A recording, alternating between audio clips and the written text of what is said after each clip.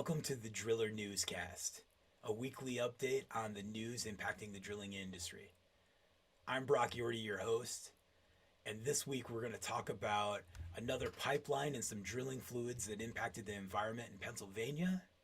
We're going to feature a driller, Dave Bowers, and discuss how he got into the industry.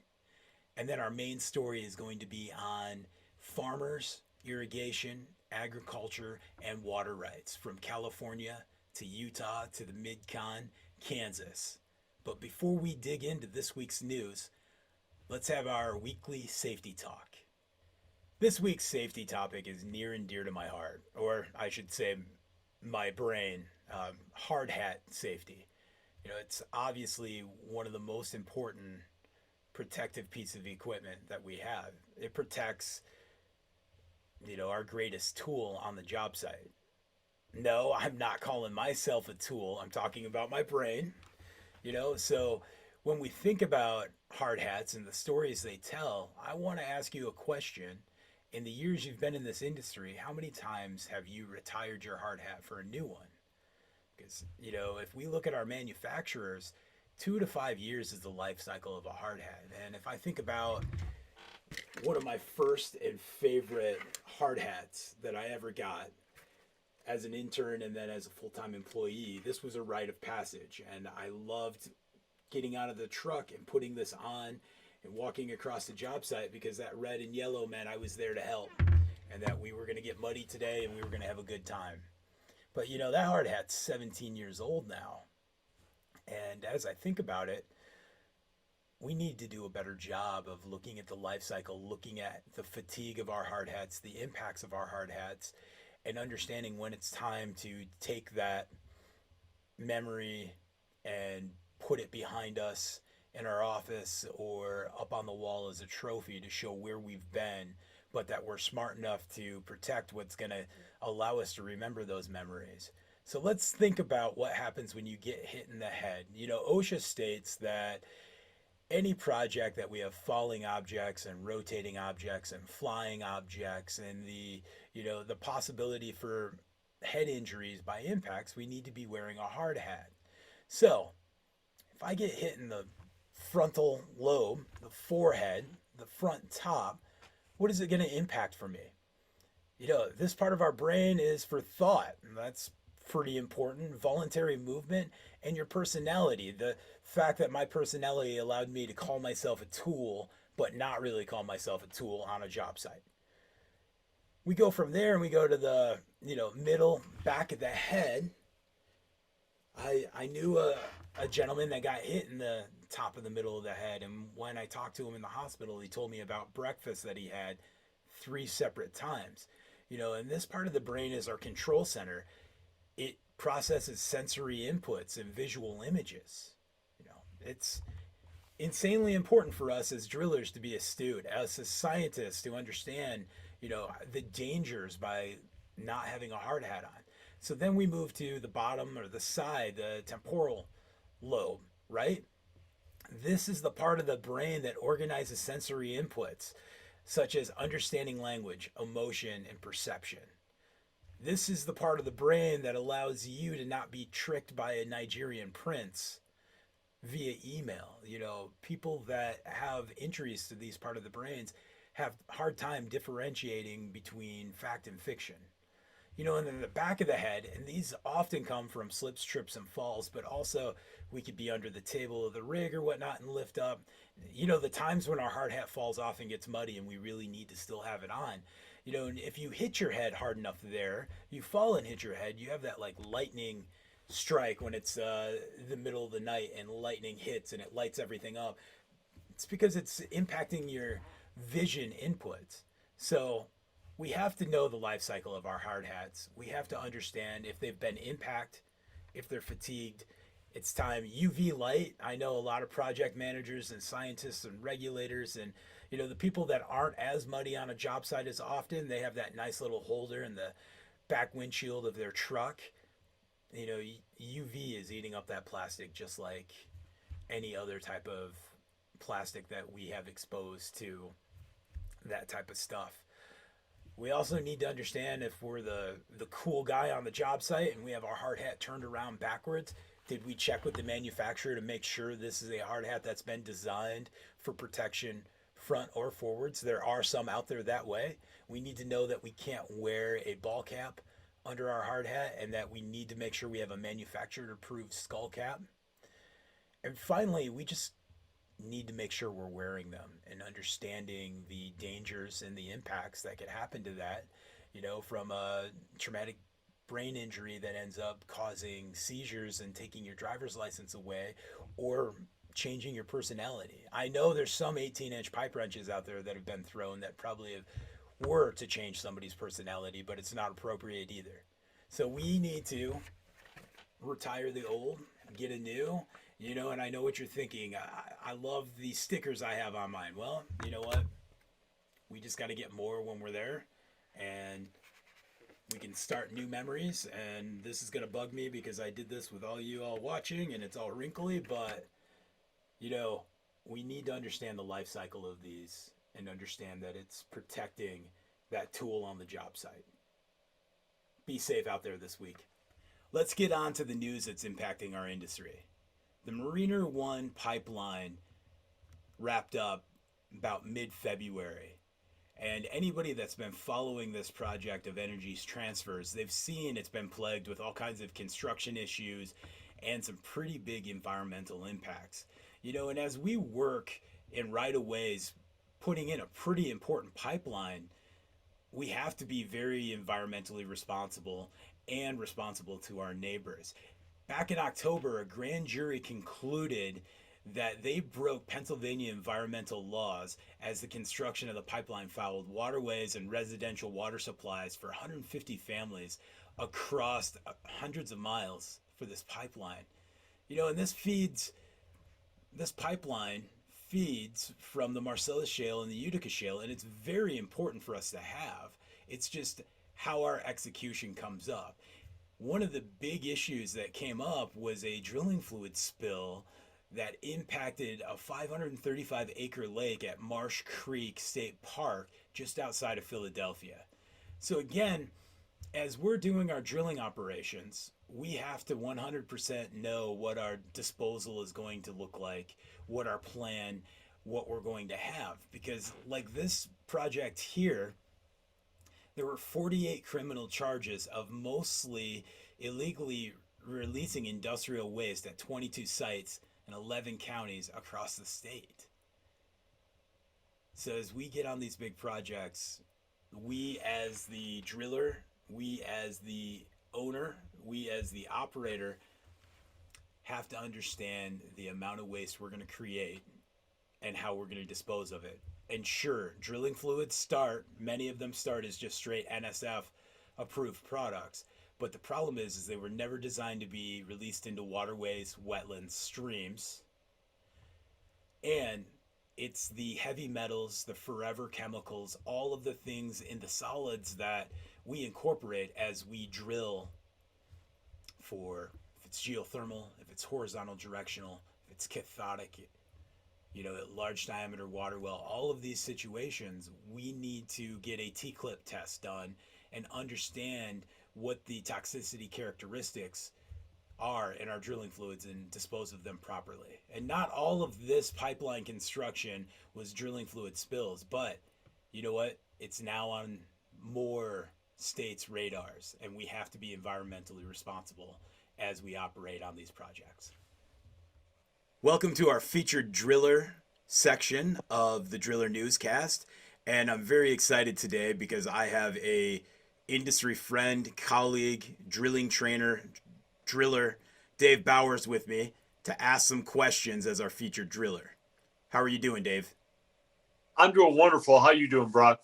I'm doing great. So let's jump right into it. Dave, how did drilling get into your blood? Well, I think that drilling gets into your blood kind of without you knowing it, right? I was a cabinet maker. I had no designs on being a driller, but cabinet making was up and down back in the late 80s, and I wound up being laid off, and somebody chatted up a girl in a bar, and she wound up saying she knew somebody who was out of work. That gentleman offered me a job, and that job was with a geotechnical company, and it was to do material testing, those kind of things, and go out as a drill helper. And when they're drilling there, they didn't have a drill rig at the office that I worked. So occasionally they would bring a drill rig in from other places, and I would go out as a helper. And it didn't really get in my blood. The first time I went out, I really didn't do that good of a job, as it turns out. There's a kind of a long story, and I know this is not supposed to be real long. So if you want to hear a little bit more how you can really make mistakes, you can look at back issues of the Driller, or you could listen to the podcast that I do with a good friend of mine that may actually be on this podcast as well, Brock Yorty, one of our early ones. I talk about this mistake, but I made a huge mistake and didn't log something for like 3/4 of a job.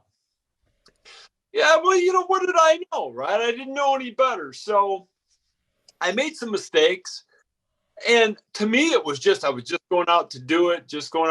Well, then one day, after maybe 6 months or so of this, a drill rig showed up, and I asked, who's here for drilling? And they said, nobody. Well, who's going out? They said, you are.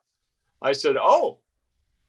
So I'm one of those people, and I think most drillers are this way, that I take a challenge rather than shrinking from it. I tend to try to run over it, right? Okay, you think you're going to challenge me. Well, I didn't even notice at any point that drilling had got into my blood. Probably for 8 or 10 months, I'm out drilling every day now it's geotech work. We're not doing water well. We're not doing anything that really in retrospect was all that difficult. But what it took, because no one really taught me what I was supposed to do, was tenacity, right? And I was tenacious, and I just kept going at it. And I had one person at that time that was kind of a mentor that I could call. And so when I got in a problem, I would call him and I'd say, okay, how do I do this again? And he would explain stuff to me. And excuse me, I would attempt to do what he said. And I kept meeting the criteria that they needed to make money. And then, I guess it wasn't very long before they would start bidding jobs that I was like, yeah, I can do that, and so the next thing I know, you fast forward, and a number of years have went by, and I didn't think about being a cabinet maker anymore, right? Because I was succeeding in something that gave me some pride. And, if you can make it in drilling, I think that it shows that you have some pride and you have that tenacity that I talked about. I'd like to thank our featured driller, one of my good friends, a great mentor in this industry, Dave Bowers. You can find his articles at thedriller.com. And if you're wondering if I'm just going to be interviewing all my buddies in the industry, no, we're filming this on the eve of the actual first episode that'll drop in a few days. And so if you'd like to be a featured driller, come on, tell your story, give a lesson, share to the industry, you can reach out to me at questions@askbrock.com. You can find my phone number at the end of all of my articles. My email is there as well, and we'd love to feature you. Thanks again, Dave, and this has been just a fun time because I always enjoy learning from you. Well, this is probably the shortest I've ever been on Zoom with you. I'll see you, pal. Thanks, Dave. Our main story for this week is on the agriculture industry and water rights. Irrigation wells are a huge part of our revenue stream. But have you ever considered how ag lobbyists are advocating when water rights withdrawal rules are up for discussion? It's something that we really need to consider when we're thinking about conservation, watershed, droughts, and climate change. So let's start with California. The Bureau of Reclamation stated in the beginning of March it will not be able to provide some farmers with water from the Central Valley Project. You know, for us drillers in the Midwest or the eastern United States that has a lot of water staying in our watershed, you know, these different water projects out in the western United States are very diverse and have been impacted for over a decade now to droughts. So, the California Central Valley Project is a vast system of dams, reservoirs, canals. It's almost 400 miles long and uses both the Sacramento and the San Joaquin River Basin. There's 270 contracts in this water project for irrigation in cities, serving California's top 7 out of 10 agricultural counties.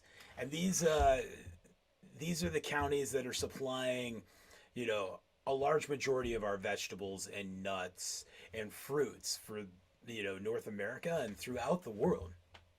A study by the California University of Merced found last year's drought led to 395,000 acres of farmland being idle and 8,700 agricultural jobs lost, about $1.2 billion dollars in losses. Not all farmers are impacted equally. You know, there's what's called a senior water rights holder, and they claim about 20% of all the water contracted for the Central Valley Project. There's about 145 of them. They are entitled to 75% of their allocations, even when it's a drought as bad as what we have. Meanwhile, the farmers that do not have senior rights, along with cities, will get possibly none to 25% of what they requested. It's very wild to look at our climate change, the 63% decrease in snowpack the Sierras used to produce.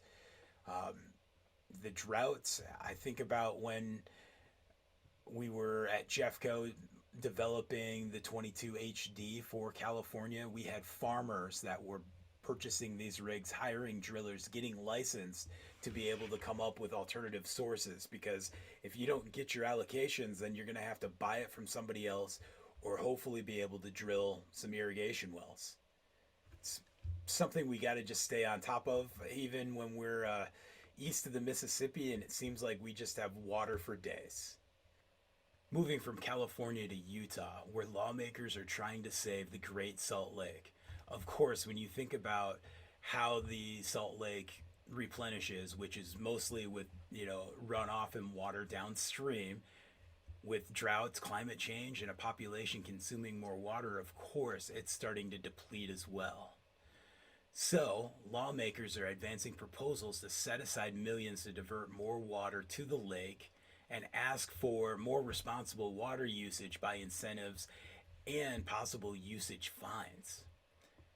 Utah is one of the driest states in the nation, and they rely on the Colorado River, like many other states, to consider that we would pass on water that we'd be using for industrial or agriculture or home use to put back into the lake has to have Arizona, California, Colorado, New Mexico, Nevada, Wyoming saying, hey, we need this water too, because they're all states that rely on the Colorado River.